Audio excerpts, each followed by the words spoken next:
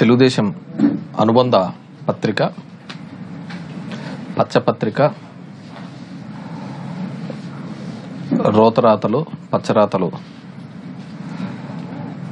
నా పైన పేరు పెట్టకుండా రాయడం జరిగేది. ఎందుకంటే ఇంతకుముందు ఇలాగే రాసింటే నేను కోర్టులో కేసు వేయడం జరిగింది. గుడ్ మార్నింగ్ అంటూ నే గుట్కాయ స్వాహ అని చెప్పి దీంట్లో రాయడం జరిగింది. ఈ లోఫర్ పత్రిక కన్ను పడిందంటే ఏ భూమైనా వశం కావాల్సిందే, 100 ఎకరాల కబ్జా, ఆ నేత అవినీతి లీలలో అనంతం అని రాయడం జరిగింది ఈ లోఫర్ పత్రిక.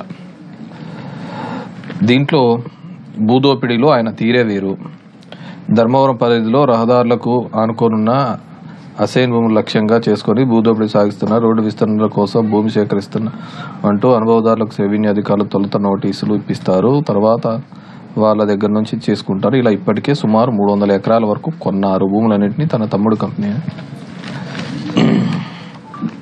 నేను ఇంతకుముందు చెప్పాను,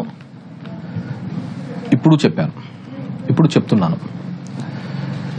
నేను ఎక్కడైనా కానీ 1 సెంటు కానీ 1/2 సెంటు కానీ ఎవరిదైనా కానీ కబ్జా చేసి ఉంటే ఏ ఒక్క రైతుతో అన్నా కానీ ఒక్కరితో అన్నా చూపించండి అని చెప్పిన.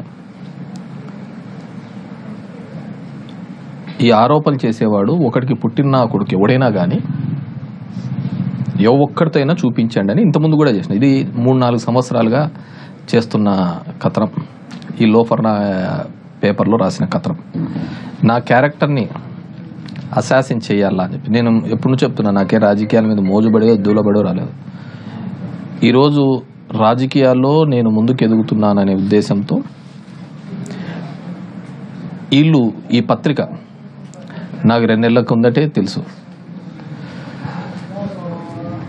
వీరందరూ కూడా డిస్కస్ చేసుకొని ఈనాడు కేతిరెడ్డిని టార్గెట్గా చేయాలా, ఒక 7 రోజులు స్టోరీస్ ఇవ్వాలా అని చెప్పేసి వీళ్ళు అనుకున్న సంగతి నాకు తెలుసు.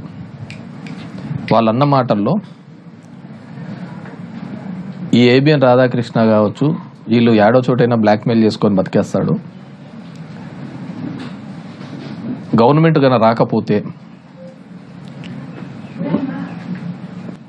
జగన్మోహన్ రెడ్డి మళ్ళీ ముఖ్యమంత్రి అయితే నేను చేసిన పాపాలు చిట్టీల వ్యాపారంలో కావచ్చు, మిగతా చేసిన ఫ్రాడ్లన్నీ కూడా బయటికి తీసి నన్ను లేకుండా చేస్తాడు అని వాళ్ళ పత్రికా యాజమాన్యం అంతా కూడా మాట్లాడుకొని ఈ విధమైన కథనాలు రాస్తున్నారు.